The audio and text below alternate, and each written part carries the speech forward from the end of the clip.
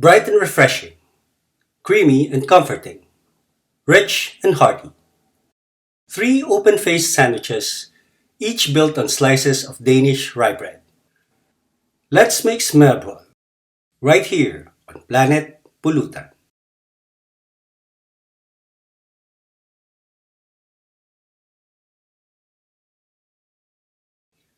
Smørrebrød has been a part of Danish tables for generations. Everyday ingredients are thoughtfully layered over Danish rye bread, creating meals where every bite is balanced and satisfying. Today, we're making 3 smørrebrød: pickled herring, potato and egg, and roast beef, as we explore how a humble rye bread became the foundation of one of Denmark's most enduring traditions. Pulutan ba ka mo? You came to the right place.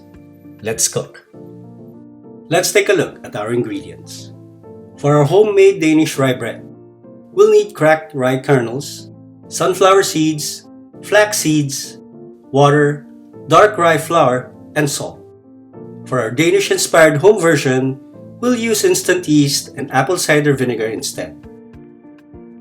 For a pickled herring topping, we'll need pickled herring, butter, red onion, fresh dill, capers, and black pepper. For our potato topping, we'll need baby potatoes, eggs, butter, fresh chives, salt, and black pepper. For our roast beef, we recommend 500 to 700 grams of top round roast and a lean roast cut that slices thinly once chilled. Bottom round and eye of round are also excellent choices. We'll also need salt, black pepper, and neutral oil. For our roast beef topping, we'll need mayonnaise, gherkins, and brine, Dijon mustard, curry powder, white sugar, salt, black pepper, yellow onion and flour for frying, red onion for garnish, fresh horseradish, turmeric, and capers. We'll be making our Danish-inspired rye bread and roast beef from scratch. If the Danish rye bread isn't available where you live, use a dense, hearty rye bread that's not overly sweet for the closest experience. Let's prepare the grain soaker for our homemade Danish rye bread. Traditional hubol is made using a rye sourdough starter. We're making a simplified yeast version today. If you'd like to make the traditional version, we've included the full sourdough recipe in the video description.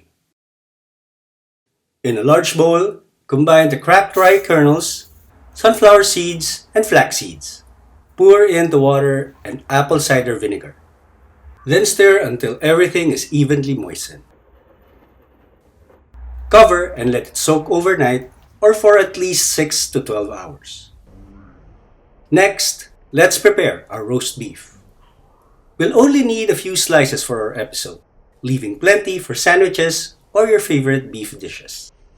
Pat the beef dry with paper towels, then season it evenly with salt and freshly ground black pepper.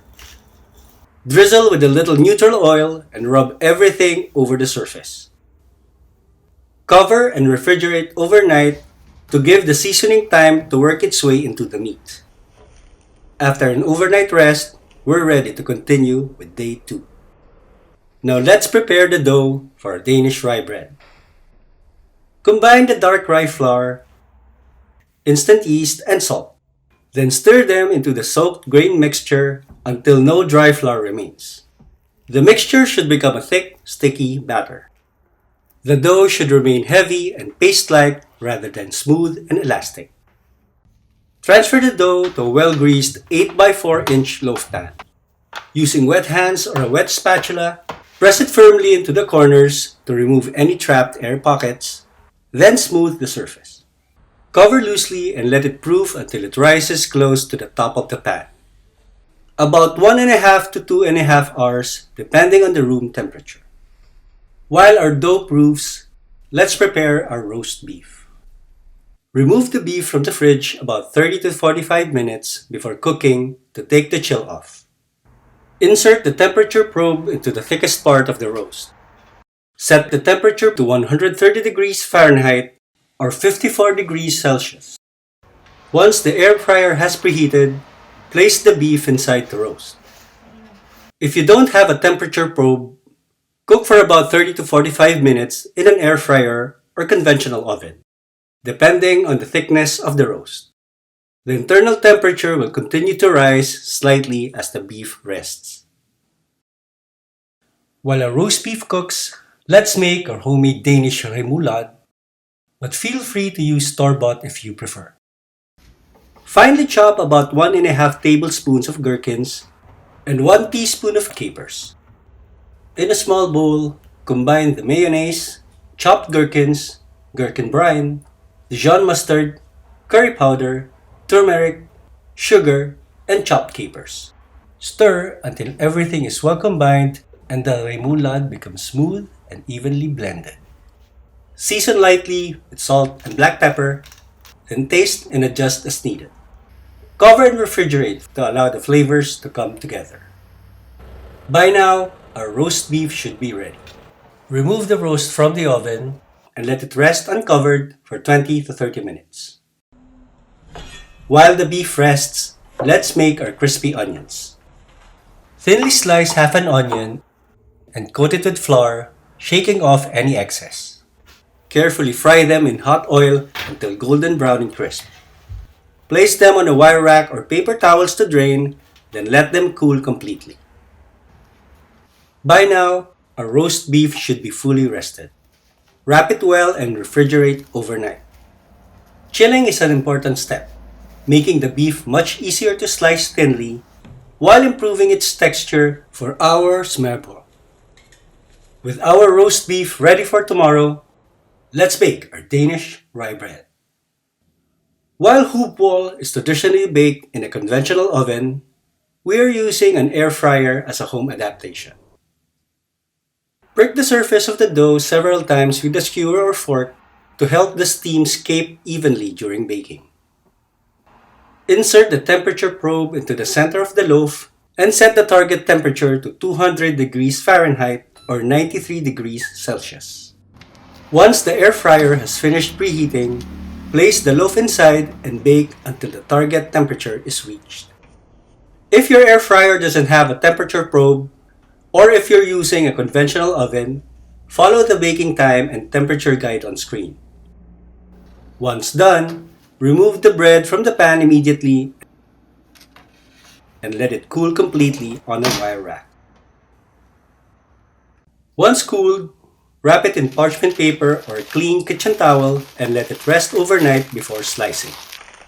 This final rest allows the crumb to fully set, giving the bread its signature dense texture and clean slices that make it the perfect foundation for smørrebrød. After one final overnight rest, it's time for the best part. By now, our bread is fully rested, our roast beef is chilled and ready to slice, and our homemade remoulade and crispy onions are prepared. If you bought these instead, you can begin right here and assemble everything alongside us. Bring a pot of well-salted water to a gentle boil. Carefully add the baby potatoes and eggs, then let them cook together. While they're cooking, let the butter soften at room temperature. Drain the pickled herring well, then set it aside. Slice the red onion, slice the gherkins diagonally, prepare the capers, chop the chives, and finely grate the fresh horseradish. After about 9 to 10 minutes, transfer the eggs to an ice bath. Continue cooking the potatoes until they're tender but not mushy. Then transfer them to the ice bath as well. Once the potatoes and eggs have cooled, pat them dry. Peel the eggs, then slice both the eggs and potatoes into even rounds. Finally, slice the chilled roast beef thinly against the grain. Then arrange everything neatly for assembly. Before we put everything together, let's take a quick look at the story behind smørrebrød. For centuries, hoopball, Denmark's traditional rye bread, has been a staple on the Danish table. Long before smørrebrød became a culinary icon, its foundation was already there, providing the sturdy base for one of Denmark's most enduring food traditions. By the 19th century, smørrebrød had become an important part of the Danish lunch tradition, known as focust. Built on buttered rye bread with simple local toppings, it proved how humble ingredients could become a lasting tradition. As tastes and everyday life changed, Smørrebrød evolved with them. New combinations joined familiar favorites, with each generation building upon the same foundation. By the late 1800s, Smørrebrød had also found its place in restaurants, where familiar combinations were elevated through craftsmanship and presentation. Today, new creations stand alongside generations-old classics. Whether enjoyed as lunch or shared over beer and snaps, Smørrebrød remains an enduring part of the Danish table. Now, let's assemble our smørrebrød. Let's begin with our pickled herring smørrebrød, known in Denmark as sildemad. Spread a thin, even layer of softened butter over the slice of bread, making sure to cover the surface completely. Lay the pickled herring over the bread, then top with a few thin slices of red onion, several capers, and a few sprigs of fresh dill. Finish with a light grinding of freshly cracked black pepper if desired. Next is our kartoffelmad. Traditionally centered around potatoes, our version also includes sliced eggs, one of several variations you may find. Spread a thin, even layer of softened butter over slices of bread. Arrange 4 to 6 slightly overlapping potato slices over the bread, followed by 3 to 4 overlapping egg slices. Finish with chopped chives, a light sprinkle of crispy onions, flaky salt, and freshly cracked black pepper. If desired, add 2 to 3 small dots of Danish Remoulade just before serving. Finally, let's make a roast beef smørrebrød. Spread a thin, even layer of softened butter over the final slices of bread. Arrange the folded slices of roast beef evenly across the bread. Lightly dollop or spread the Danish Remoulade over the beef, then lay the diagonal slices of gherkins on top. Add a few thin slices of red onion, followed by crispy onions. Finish with a light grating of fresh horseradish, then serve immediately. 3 smørrebrød, each with its own character, all built on the same foundation. A tradition that continues to grow while staying true to where it began. To our friends in Denmark, skål! Thank you for joining us here on Planet Pulutan. See you on the next one.